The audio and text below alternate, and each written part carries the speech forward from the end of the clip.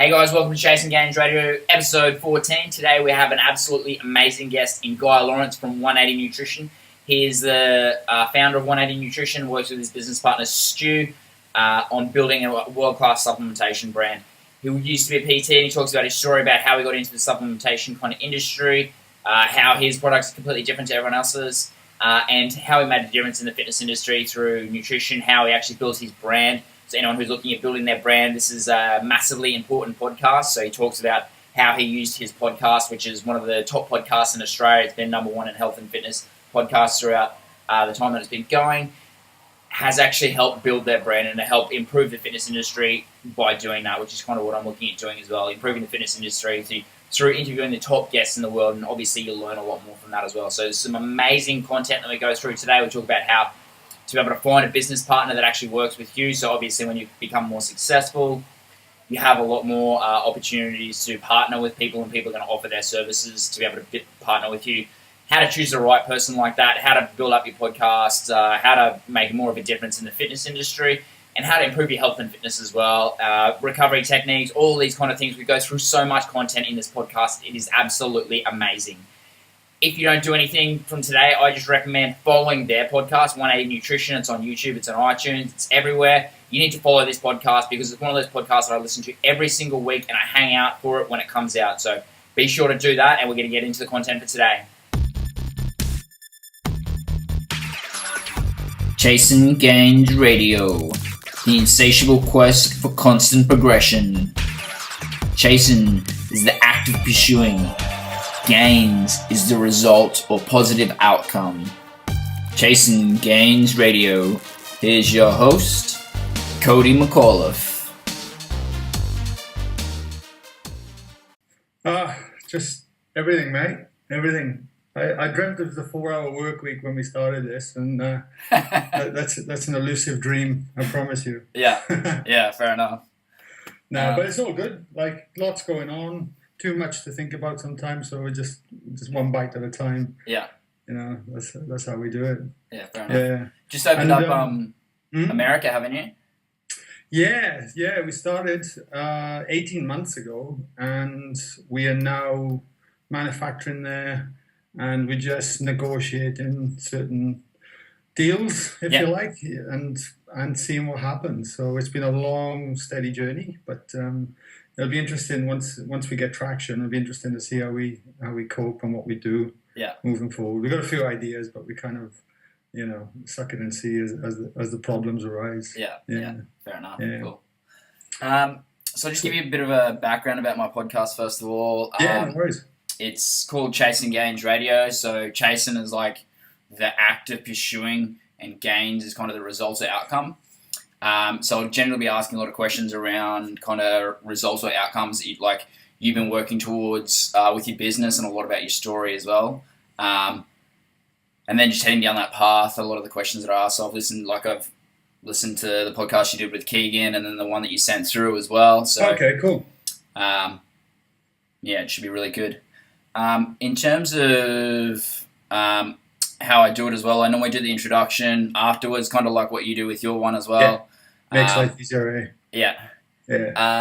So I'll probably just get straight into the questions, and then I'll work out what the introduction will be afterwards. Okay, so I'll just start recording. All right, cool. All right, so today we've got Guy Lawrence from 180 Nutrition. He's making a huge impact on the fitness industry at the moment. I've actually met him a few times at a couple of different events as well, and he's making a huge impact and has an amazing story on actually improving the health and fitness industry. So welcome, Guy. Thanks, Cody. Honoured to be here, mate. Appreciate it. Awesome. Do you mind giving us a bit of background about how you kind of started as a PT and then where you went from there? Yeah, sure. So just to fill everyone in a little bit, I emigrated from Wales probably, I think it's 11 years ago now, and it still feels like yesterday. Just time flies, Yeah. And prior to that, my passion was rugby union, so I think I spent from the age of 6 till 22 playing rugby religiously, season in, season out, didn't miss anything. Yeah. And that was my life, and loved it, So I always had that kind of sporting background a little bit.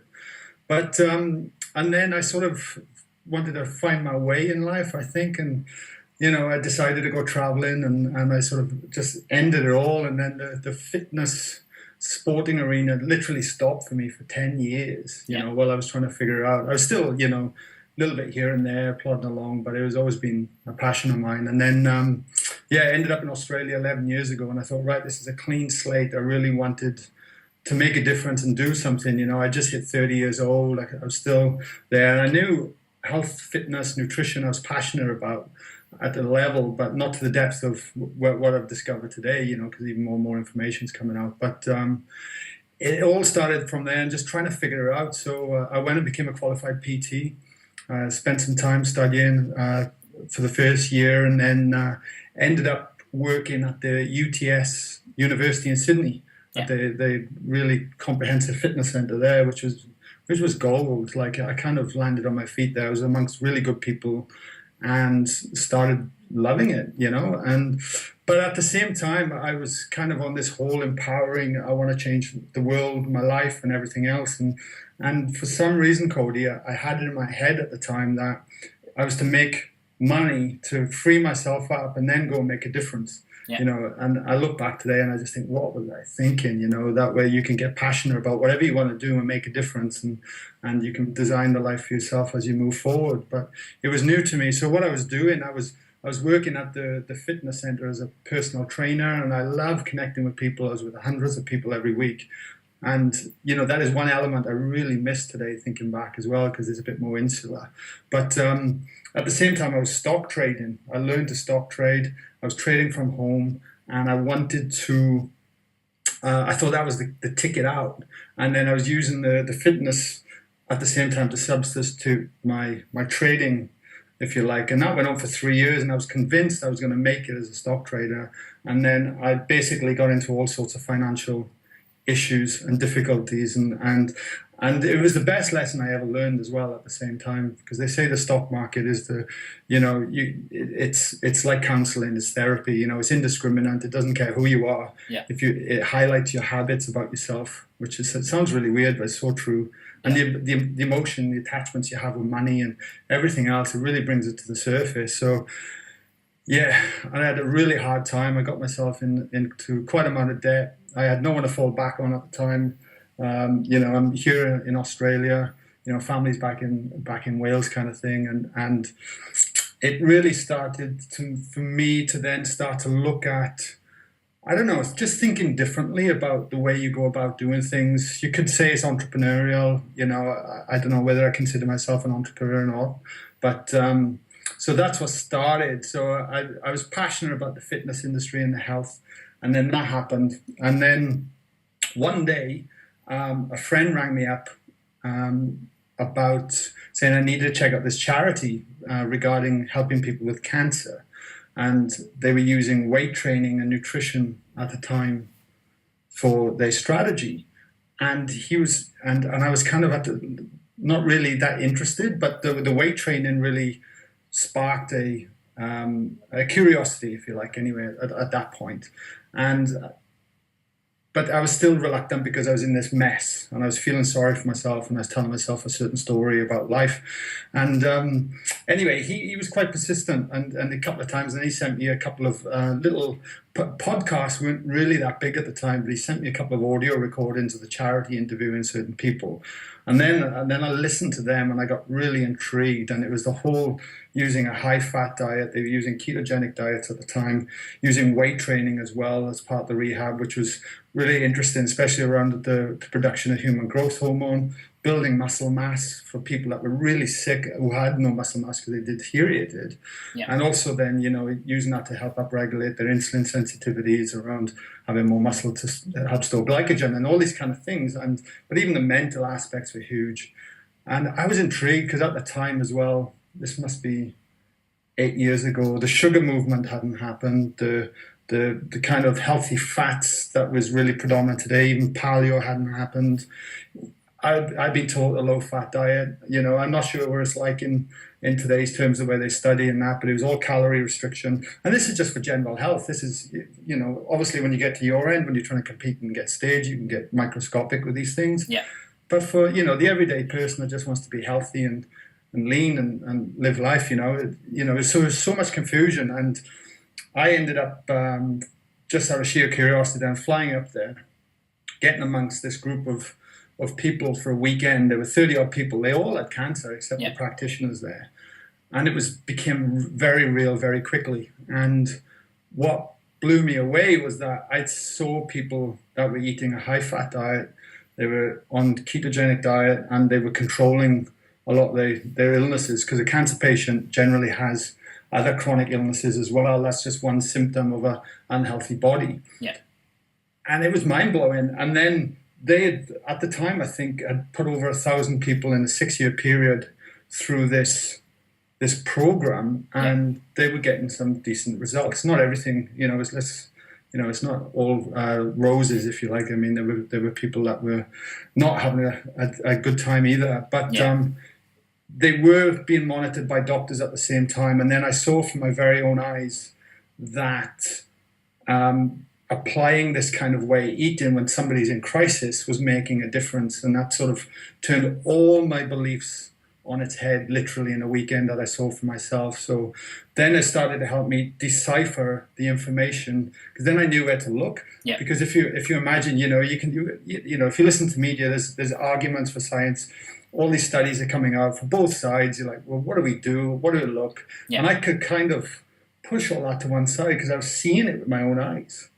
And it was just, it fired something up in me that I can't even explain. Even me flying there was like listening to, I don't know, you're in a gut, your intuition, which I've sort of learned to really enhance and listen to these days, which is like the biggest guiding mechanism. Yeah. So that happened, and my whole world turned upside down. And then I came back to the UTS university, and then I was looking at it through different eyes, Yeah. And all your beliefs had just been challenged. And I remember just trying to tell some of my closest friends and even my family, because my dad had been diagnosed a type 2 diabetic at the time. My mum wasn't eating that great. And everyone I spoke to and was trying to change thought I was raving mad. Yeah, sure. Why wouldn't you, why wouldn't the government be saying this? Why wouldn't this message being out there? More eating too much fat's going to clog your arteries, give you a heart attack. You got to keep it low fat. And that was that, know. And even in myself, I realized, because as I was getting into my 30s, what I didn't realize, I was getting fatigue spells during, and it only helped when I trained, but I didn't realize at the time, or sort of looking back in my late 20s, it was actually just my blood sugar levels fluctuating. And it was so simple. Yeah. But yet I was following the prescribed recommendations of healthy eating. Yeah. And it's just crazy, absolutely crazy. So when you sort of exposed to something like that, I don't know, like I just felt I had to make a difference. So that was kind of the introduction to my world as it is today, and the kind of the core start of where the brand started. 180 Nutrition with about a year later, something like that. Yeah, awesome. In terms of creating the 180 Nutrition product, so that was obviously the driver behind it. What were the key components of that process of actually starting out creating a supplement brand? Yeah. And again, it's all by accident. It's amazing. And there's one tip I'll give everyone listening to this. If you're really passionate about something, and even if you can't see the end result, but you just know it's the direction, just get curious, follow it out, because it's amazing what can happen if you do that. And that's what happened for me. And now my business partner, Stu, there's two of us that founded 180.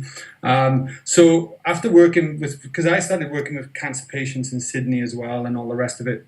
And the biggest problem is when you've been eating a certain way, and I have no doubt you get it with your clients as well, the moment you try changing their diet, there's a huge emotional attachment to something. Like, what? Yeah. No way, I eat healthy. Everyone tells you they eat healthy, right? No matter where they're at. It's amazing, And so that was a problem. So when we were combining weight training with the nutrition, it was just how can we make people eat clean and take away the barriers, the hurdles, the things that the daily resistance that comes up from making the simple changes in the first place, because they might be simple, but they're not necessarily easy. Yeah. So at the time, before the charity got closed down, they started up a small manufacturing business and wanted to just bring natural, wholesome ingredients into their diet. So there's almost like a supercharged LSA, if you like. They were bringing in about 7 or 8 ingredients, and they were doing that. And they said, look, well, eat this in the morning. If you get off the breakfast cereals, you can have more of your healthy fats. They were really adamant on getting a bit of fiber in there as well to help detoxify the system, and then bringing in key ingredients that had key vitamins and minerals to help, like selenium, B12, all the regular ones that most people were deficient in. Yeah. So that's where it started. And then what I found myself in the UTS in Sydney was when I'm working one-on-one with my clients, I'm seeing this and I'm trying to convince people at the time that they need to eat this way. And even back then it was even more radical, if you like, And I'm not saying everyone needs to be in a ketogenic diet, but they need to be aware of at least the carbohydrate content, So that's how it started, and it really highlighted the mess the fitness industry was in, because I still think the fitness industry is a very unhealthy industry to a degree, because most supplementations are made from highest profit margin, lowest quality of ingredients, and they put all their money into marketing.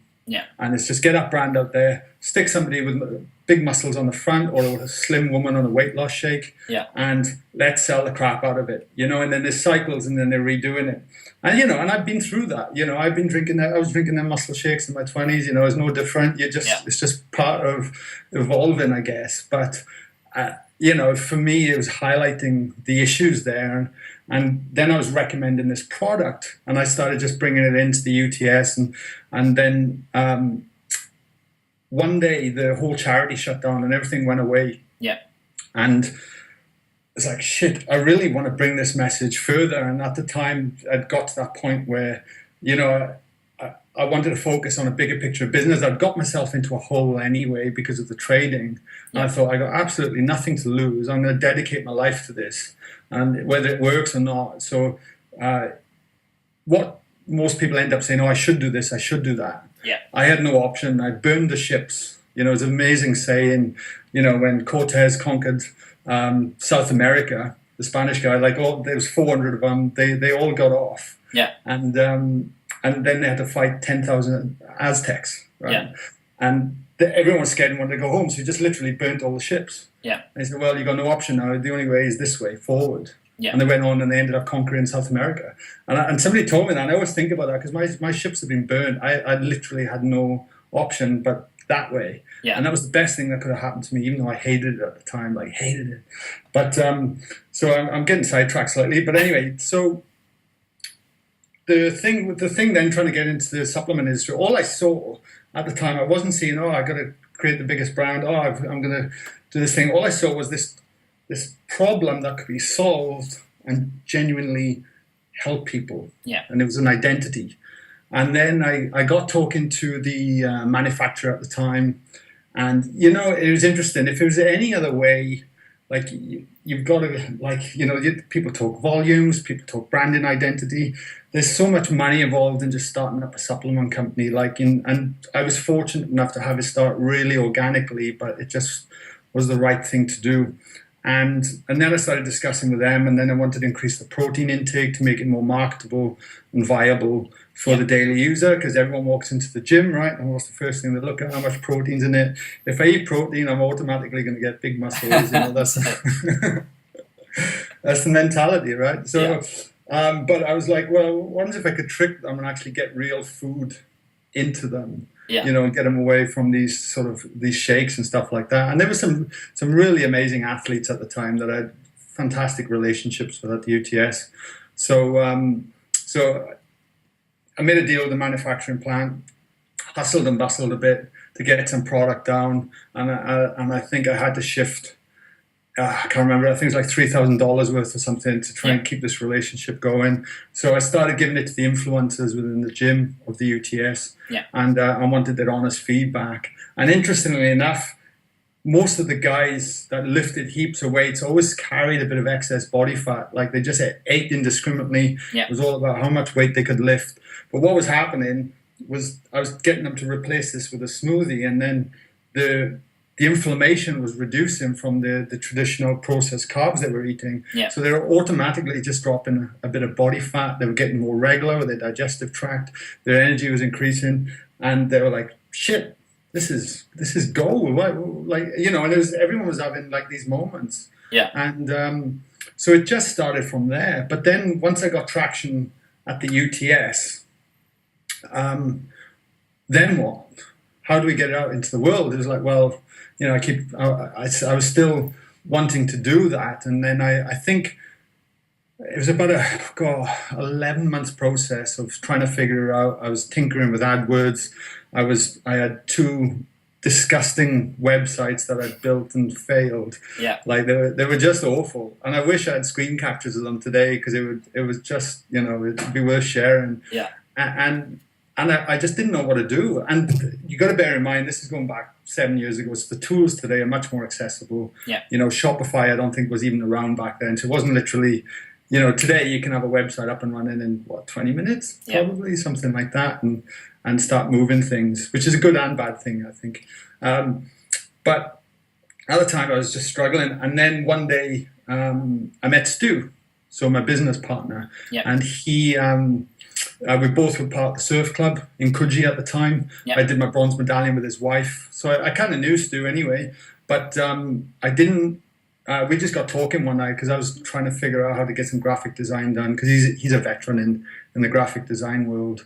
And we found that we just shared very similar values. He was looking into the whole nutrition thing. He did think I was a bit of a hippie at the time, coming to him saying, mate, you got to get off that sugar and you know, bring the fat. He's like, what, you know? So, but he, you know, he came around eventually. But a week later, you know, we shook hands and said, right, let's make this happen. And you know, because interesting, another thing I learned fairly quickly as well, and one thing I'm glad of, during that period of time where I was banging my head against the wall for 10 months trying to figure out how to get the product on a bigger scale out, people wanted to partner with me from the gym, and also because they could see the potential. You know, it was almost like, shit. And so I think I had 3 people come to me wanting to do a 50-50 split and partner and grow. And I was desperate to have that happen, because I knew, you know, you just can't do it on your own. You know, we were both at Gary Vaynerchuk the other week, and that, and you know, every entrepreneur says you got to outsource or whatever. But interestingly, everyone had the same skill sets as I did, and it just didn't feel right. And even though that could have been the most comfortable thing I could have done, and I still see that today, especially in the fitness world and gym world, you know. Ideally, you want people with different skill sets that can collaborate and then bring your message to the world. It certainly makes life a lot easier, and you have different ways of looking at the whole business infrastructure. So Stu has a background in graphic design. I mean, he you know, I don't know anyone better. I might say that biasly because I work with him, but he's amazing.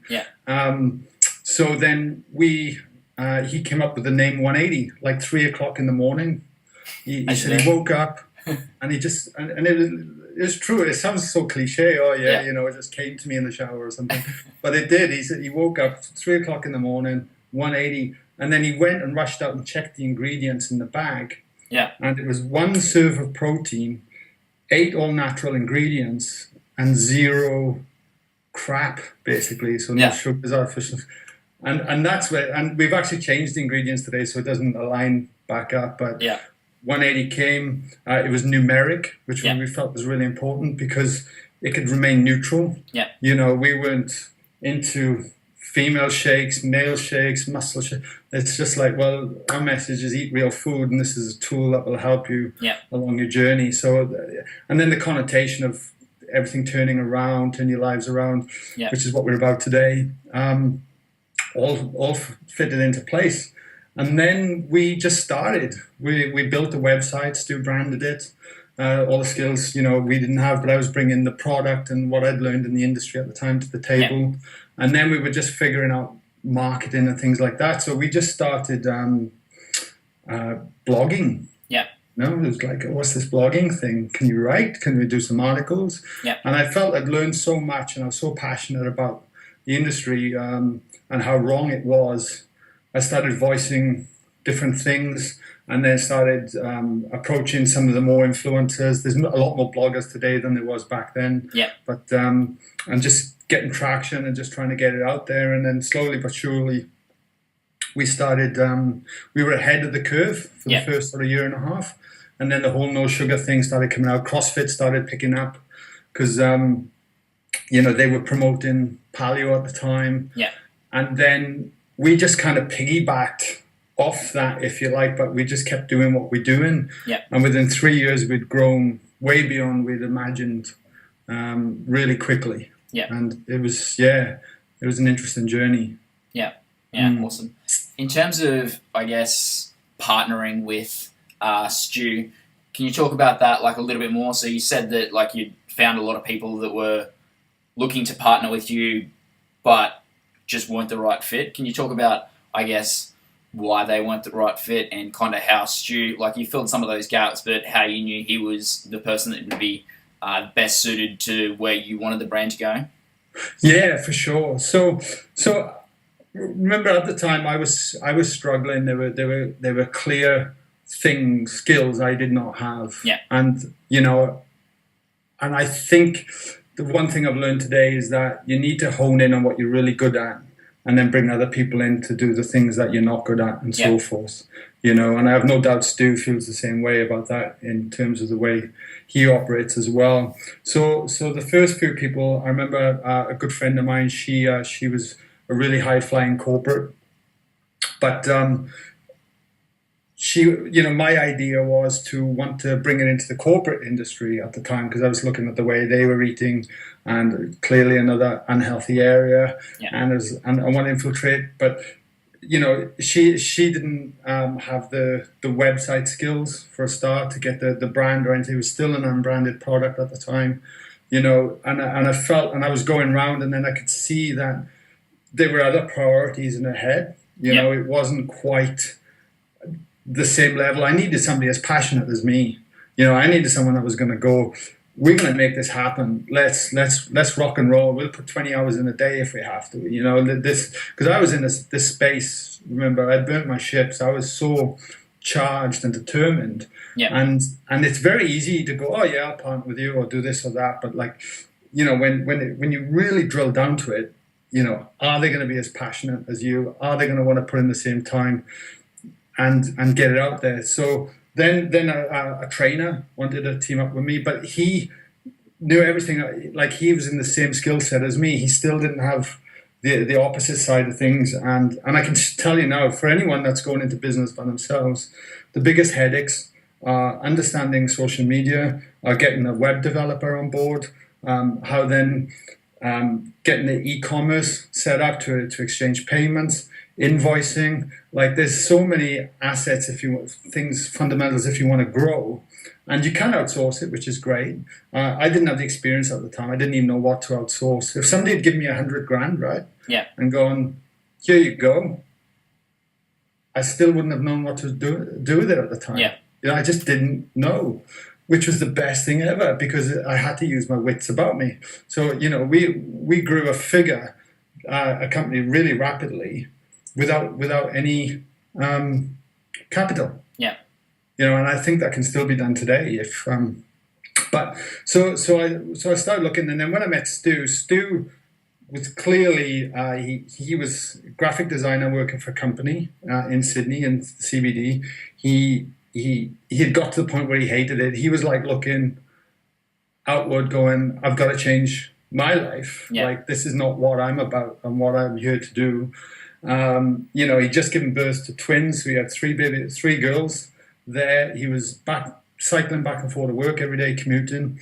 And when we met, he said to me, all I ever want to do is develop a website and sell a product and get it out in the line, Yeah. And then I could see what, because he was a professional working with so many people, you could see what his work was, the quality of his work was like. And then it was just a no-brainer, because super passionate about health and fitness, Yeah. like myself. So our values were identical almost in certain areas, but our skill sets then just complemented each other Yeah.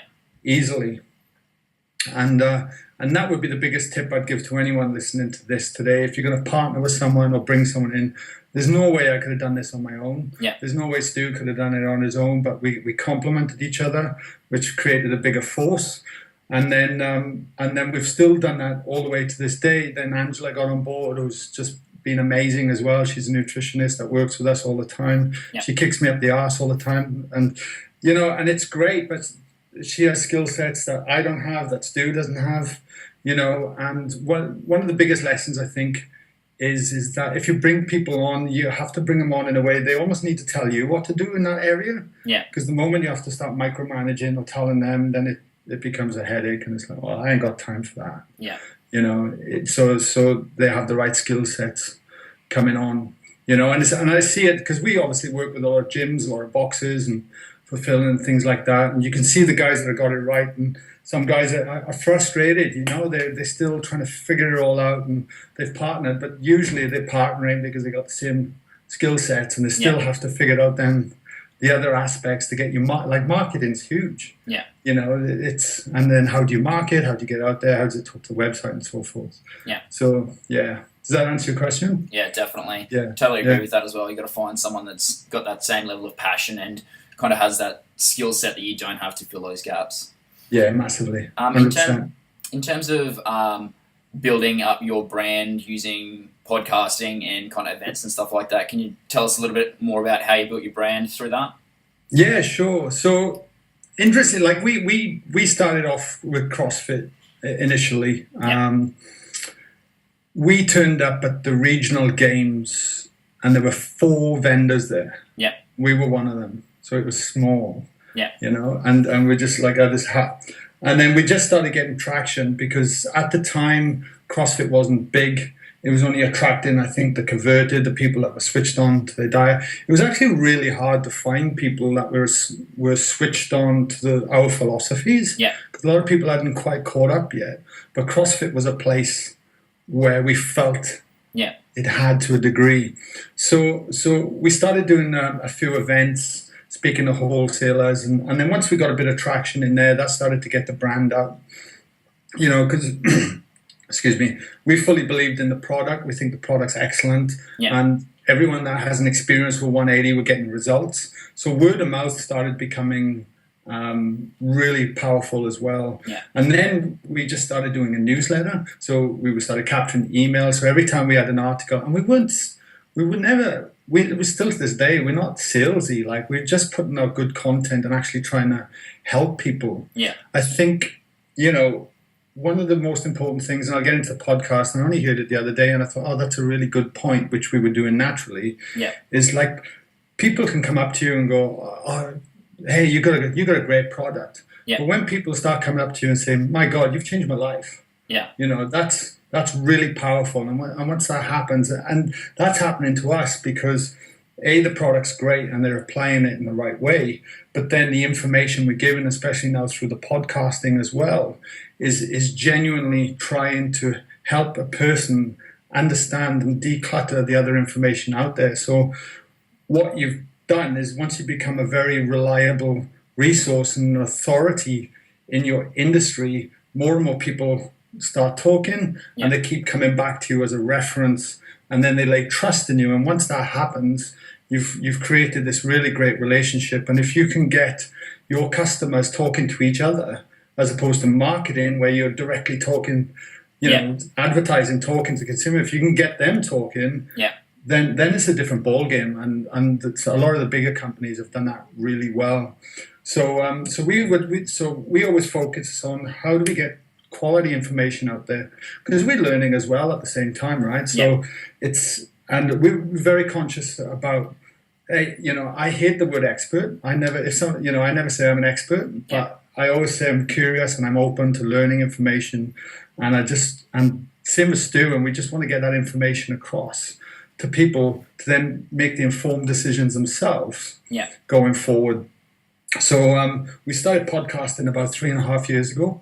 we were a bit inconsistent at first. Yeah. I've always, like, I've learned a lot from them. You know, back then it was like, right, I got my iPhone. I'm just going to, you know, there's a couple of people I want to interview, and I turn up and I, you know, it was no prep. It was just wrong. But my passion and intention was there, which was good. You know, and then Stu's like, hold on, because he's the details guy. Yeah. So I'm the one that just goes flying off, and Stu's like, well, you know, maybe we should do this in video, because I wanted Stu to get on the podcast as well, because it was just me at the time. He said, well, let's do it through Skype. We can shoot a video as well, and we'll start approaching a few people. And the first person we approached was Nora Grigaudis. Yeah. You know, Primal Body, Primal Mind. Fabulous book, by the way. I'd met her in person, and she just said, yeah, she was great, and she was high profile because her book was like selling amazingly well at the time, and I was, oh shit, Nora's coming on. Wow, we better actually, you know, let's make it happen with a video and stuff like that. So, we wrote out some questions and prepared, and then it just, you know, the amount of information she passed on as well, we're like, crikey, that was powerful. And then we saw the power in that, and podcasts always resonated with me, even all the way back to when the charity had sent them a couple of audios through. I remember how powerful that was for me at the time. It started to change way I think. So I thought, well, let's get this information out. We were a bit inconsistent for the first year, maybe a year and a half, because we you know, we're still evolving, growing a business at the same time. Yeah. But we've really nailed it down in the last 18 months, and you know, we're up to three episodes a month. And it's one tip I'd give anyone, if anyone's starting a podcast out there, is be consistent in your timing so people get used to it, whether it be once a week, once a fortnight, or even once a month or whatever. You know, it's like get that consistency in. Because we were so sporadic at first, but since we've been consistent, you know, we generally sit in the top 30 in the health podcast. You know, we've hit number 1 once, which is amazing. And it just gets that information out there. But then what's happening is people are listening, they're dialing into you, they get to know you, even though you've never met them. And they're educating themselves and making really informed choices, and some powerful ones. I mean, we've had some fabulous stories coming in from different people that are, you know, from depression to gut health issues, weight loss journeys, you know, and you just don't know what they're reaching, right? You can see people are downloading it, but you've got no idea what's going on out there, and it's so rewarding. It's so rewarding. So we concentrated on that, and then obviously we've been going for higher and higher profile people, because I think, you know, I always looked at it, well, you got to earn the right, I suppose, to a degree. You know, we kind of dialed it in. We do a really good job now. We always make sure the audio is good, which is so important, because obviously if you listen on your phone, the audio is the only thing that's there. And we find generally now most guests come on and agree, and it's just scheduling them in. I mean, that's a problem as well, as I'm sure you can imagine with your own podcast, you know, and getting people, because people are busy as well. So. But I think it's the way of the future. I was listening the other day, I think, was it 1 billion podcasts are downloaded every something or another. I can't quite remember the stat. But I was like, wow, that's huge. It really is. People are starting to go outside the traditional channels to get the information across, you know. So you're just talking about getting high profile guests on the podcast. What's your best strategy to be able to get high profile guests on the podcast? And how do you source those people? Like, how do you find them? Yeah, good question. Sometimes you have to harass them till they agree. But outside of that, what we normally find is so I look at it like a ladder, you know, so you kind of keep going up the ladder in terms of profile and things like that. But also, I'm certainly passionate and interested in certain elements of people that we interview as well. And, you know, I do networking. I'll go to different events and maybe meet someone or something who might know someone. So introduction is by hands down the best. And if you got that, I believe in the power of intention, right? And recording, okay? Yeah, cool. And if you keep thinking about that intention, then things generally seem to appear or happen to help you do it. I know that sounds a bit airy-fairy, so it's not a direct strategy, but it does work. But what normally happens as well is like, I'll give you an example. We interviewed Dr. Joe Dispenza last year on the podcast, so he's quite a high profile. We were introduced to him, fortunately, and then I went to his events and met him in person, and all was great. But then, you know, there's other people that move in similar circles that I really wanted to get on. Like, we had Bruce Lipton on the other day. Now, Bruce Lipton took us almost 6 months to get on, and he's a really high profile guy again. But because we had interviewed Joe Dispenza, I knew that Joe Dispenza and Bruce Lipton have shared the stage together many times. And also, we interviewed a neuroscientist called Jeff Fanning. And they all kind of worked in similar circles. So we could go to Bruce and say, hey, look, we got this podcast. We've had Dr. Joe Dispenza on. We've had Jeff Fanning on. We'd love to get you on, Bruce, you know? And the way we present ourselves as well, obviously we've got high downloads now, so people would be kind of be a bit silly not to come on, really, because we can expose them to people that they would never reach normally. But, and, you know, we made our guest list page look professional. So when you go on there, it's like, oh, wow, they've had all these great people on there. So there's elements. So it's almost like meeting a person for the first time. If you can come across professional, what you're about, so the way you structure your email, then have something in there that you've taken the time to research them, related to anyone else, and just share the benefits for them that come on their podcast. You know, the moment if you're thinking about yourself, it generally never quite works that way. So that's what we do. Not everyone comes on. You know, we do get people turned down, and there's people we purposely haven't approached yet, or we might try and get an email. But when you've got obviously the higher profile, the more gatekeepers there are. Like Tim Ferriss is somebody we really want to get on because he was such a big influence earlier on. But I still have no idea how to reach the guy yet. But, you know, I'm convinced we'll get him on. You know, we've tried emailing him and that, but, you know, he's going to be hounded from everyone from every country in the world kind of thing, you know. So there is a line. But normally the 6 degrees of separation, man, I truly believe in that. And you can make it happen. For sure.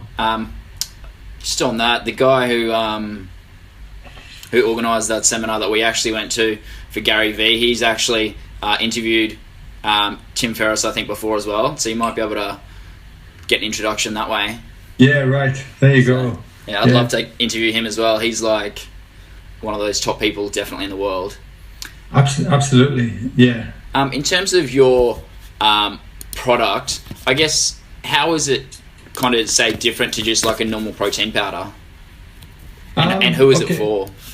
So we look at it as more like real food than a supplement. So we try not to call ourselves a supplement.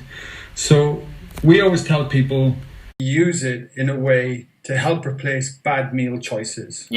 So we believe that recovery is the most important thing, and recovery is 24 hours a day. It's not just this thing that we've been marketing with pre-workout, post-workout, because that's all just playing into vanity. And absolutely at the high-end market, in terms of athleticism, when you're pushing your bodies to extreme, absolutely, you got to start replenishing instantaneously and start looking at amino acids and certain vitamins and minerals that are going to help it performance-wise, right? But we want to bring wellness to millions.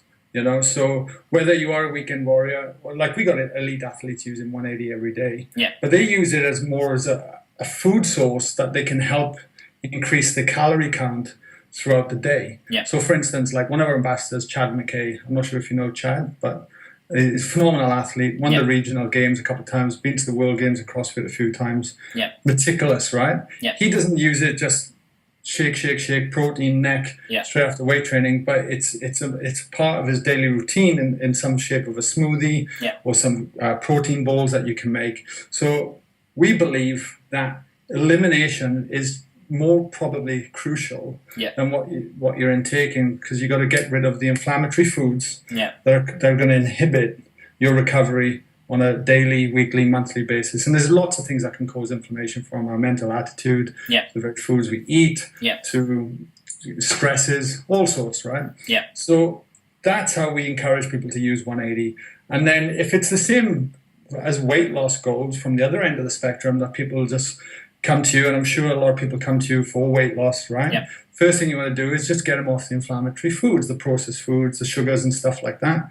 And then they can use that as a tool again and replace a breakfast. It then becomes a meal replacement for some people, or as a calorie adder for the more people that require more food in the day. Yeah. But, it's not one size fits all, as I'm pretty sure you know as well. So, and that's what happens. So it becomes a tool for people that they can trust, and it's reliable, and it's doing the job for them. Yeah. For the active person. Yeah. Yeah. Awesome. In terms of that, are you down the track looking at going into potentially like vegan proteins as well, or? Look, we've got a vegan protein on there. Yeah. So we've got two formulas. So we got one that's a grass-fed whey protein isolate based. The amino acid breakdown's good in that. It's low lactose. That's why we use it. And then we've got we brought in a vegan version, same ingredients, but with a pea protein isolate base instead. So they are what we currently do at the moment. Yeah. Yeah. Okay. Awesome. Yeah. In terms of, I guess, your kind of vision for the business long term, what's the gain or the outcome that you're kind of working towards with it long term? So you're just starting to go, I think, into Dubai and over into the States. Is that right? That's right. Yeah. It's a really good question, and it's something we discuss often, because the end vision is still not 100% clear for us, because we've kind of grown and morphing into this thing. But the one thing that we all agree on is wanting to bring wellness to as many people as possible. So we have a mantra saying, bring wellness to millions. Yeah. And because we believe everyone deserves the chance to at least have the education to do that. And there's a lot of good people out there doing good things. So we've grown to this point here in Australia. We had the opportunity to bring into the USA. Yeah. So we set up what was called 180 International, and then that's now filtering into Dubai and the USA as well. Yeah.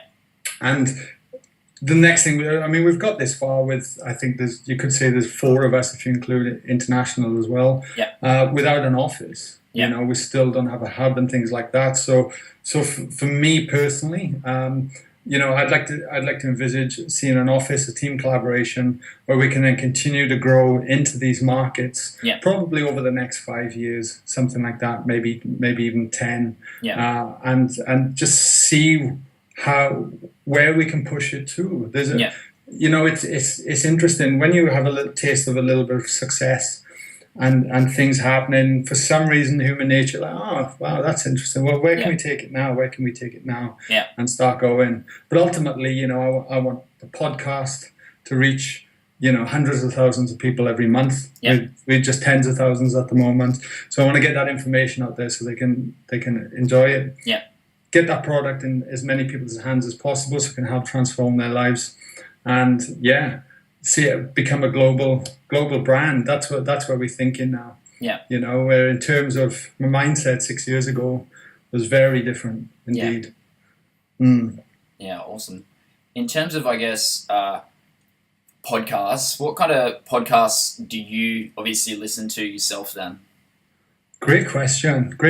I was listening to funnily enough, Tony Robbins just released a new podcast. I don't know if you saw it, but yeah. So I started listening to that just yesterday. I think he's got 4 episodes up.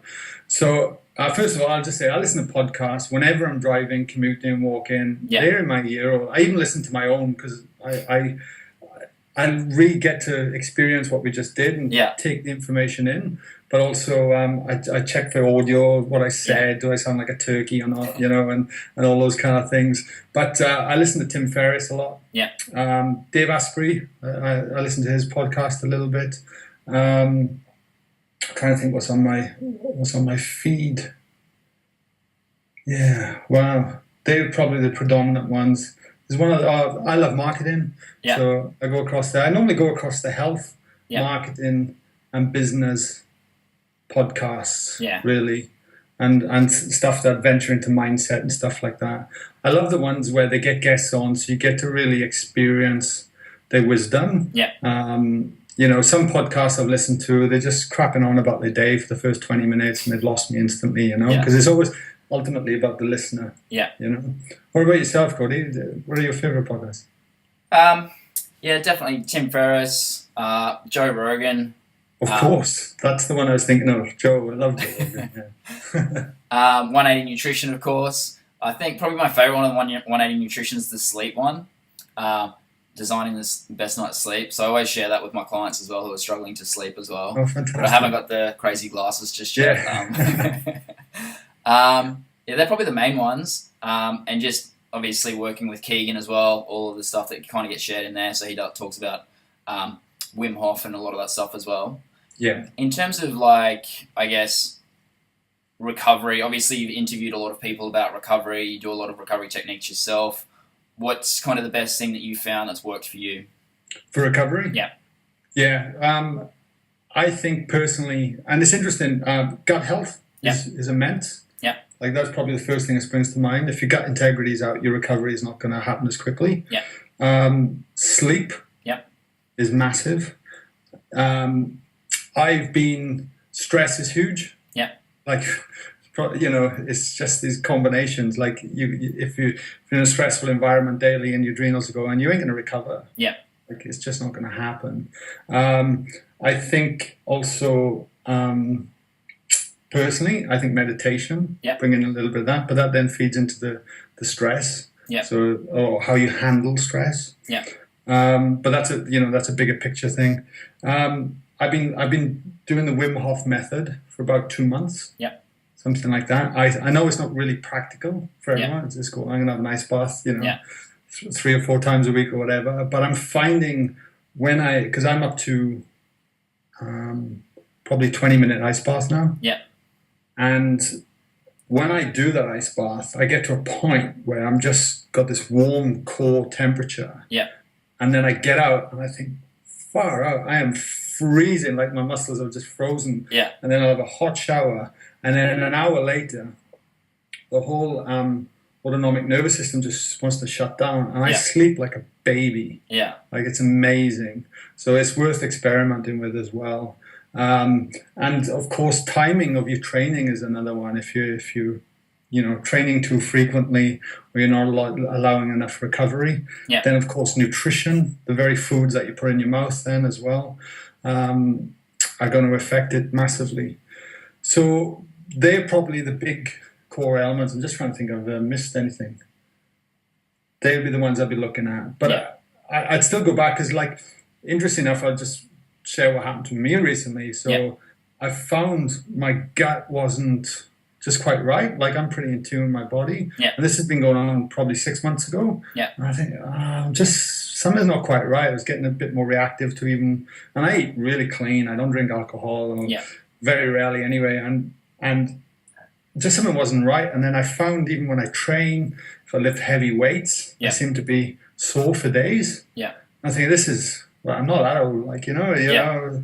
And fortunately, my fiance is a naturopath nutritionist. Yeah. She's like, test your gut. And I was like, well, yeah, I've done it. I've done all that, a couple of years ago.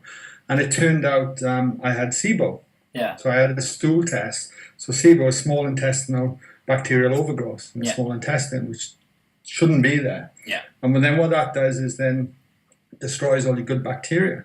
And instantly, it was affecting me. Yeah. Now, I eat clean. Now, if people have that when they're dieting, great. That's going to be a road to ruin, and there's all sorts of relationships between general health and gut health. They reckon a lot of disease stems from poor gut integrity in the first place. Yeah. So I'd recommend everyone listening to this, go and check it out. Like, you got to invest. Yeah. But, see what comes back because it's quite amazing. Yeah. Quite amazing. Yeah. Awesome.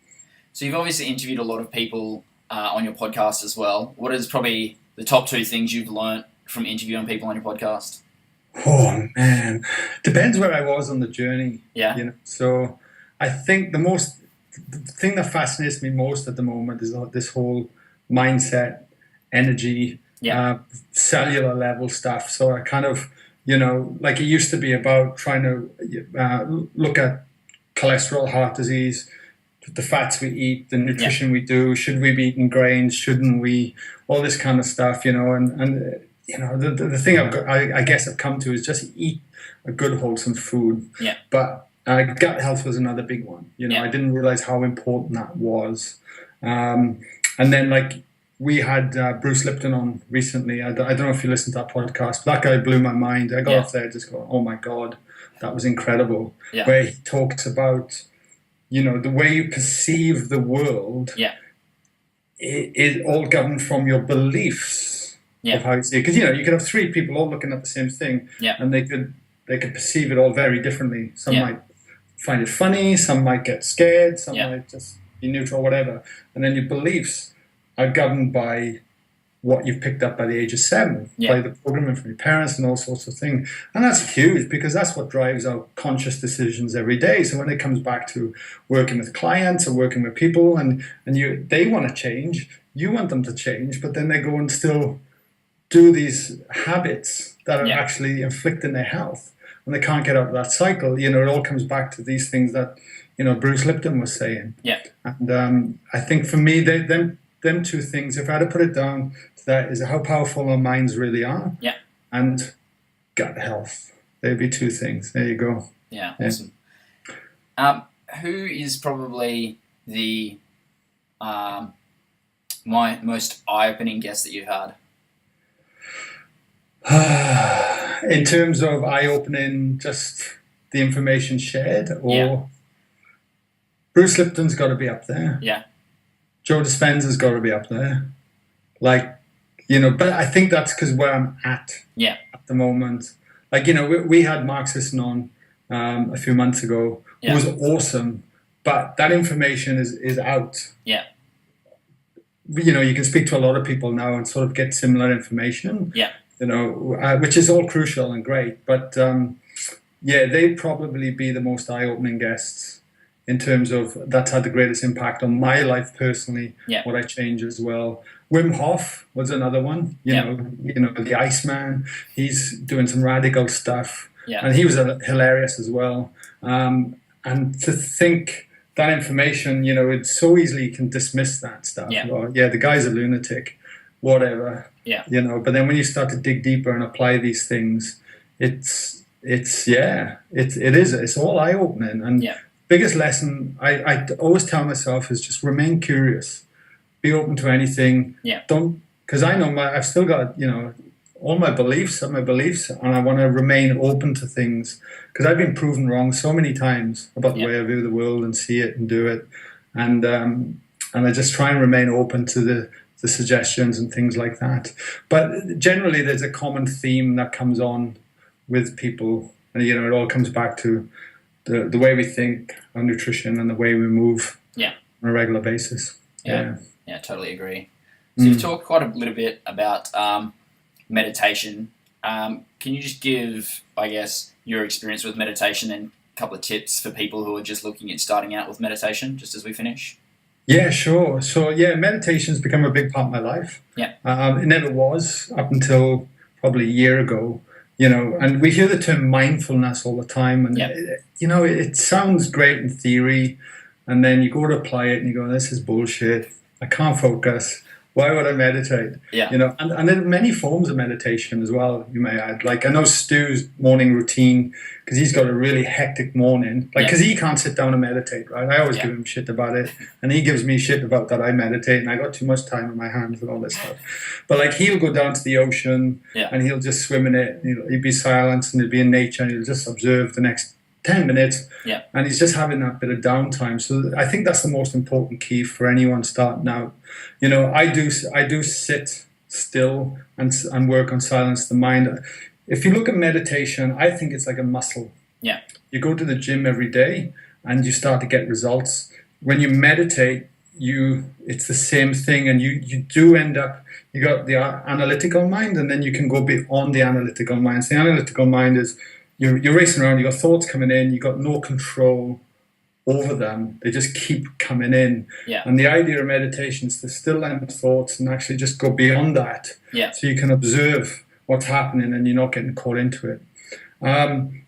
I started out literally meditating for 2 minutes a day. Yeah. That was it. I had our guest on, John Gabriel, who's had an amazing journey himself. Worth checking his podcast out, or the one we interviewed with him anyway. Yeah.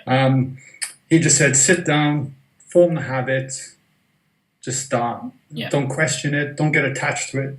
Don't try and be an expert meditator overnight.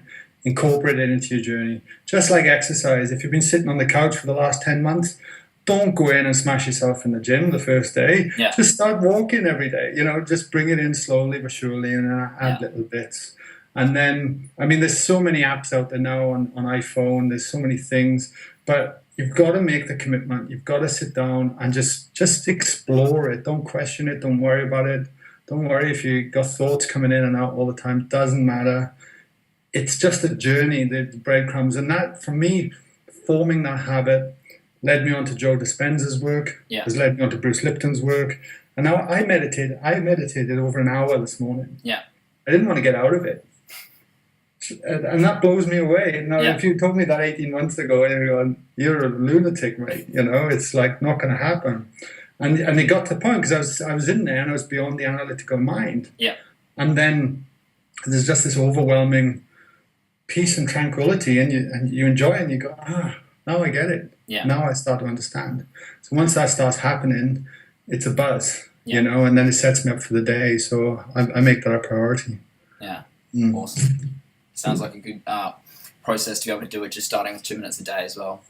Yeah. You definitely do it better off doing it 2 minutes a day every day. Yeah. Than trying to do 10 minutes once a fortnight, and it's not a habit. Just turn up, and the next thing you know, you might sit. It's like another good analogy is like, I don't feel like going for a run. You start running, the next thing you know, you're enjoying it, and you run way further than you thought because your body didn't feel like it. Meditation's the same. Yeah. If you can sit in it, 2 minutes might become 10 before you know it. And you go, oh wow, I just meditated for 10 minutes. That was good. Yeah. But the key is not to have any agenda or attachment to it. Otherwise, you'll just go nuts. Yeah. And go, this is just silly. Yeah. But there's a reason why that whole movement is getting big. I remember Gary Vaynerchuk saying at his thing, he thinks meditation is going to be one of the biggest movements over the next 10 years, and he's generally right as well. I think there's too many stressed people in the world. Yeah. You got to proactively do something to sort that out for sure. Yeah, totally agree. Awesome. So that'll be it for today. Thanks for coming on the podcast. I really appreciate your time giving up to kind of give your wisdom as well. And it's always great to interview people who are making like a real true difference in the health and fitness industry. So thanks for coming on. You're welcome, Cody. Thanks very much, buddy. Too easy. Enjoyed it. It's good. Cheers.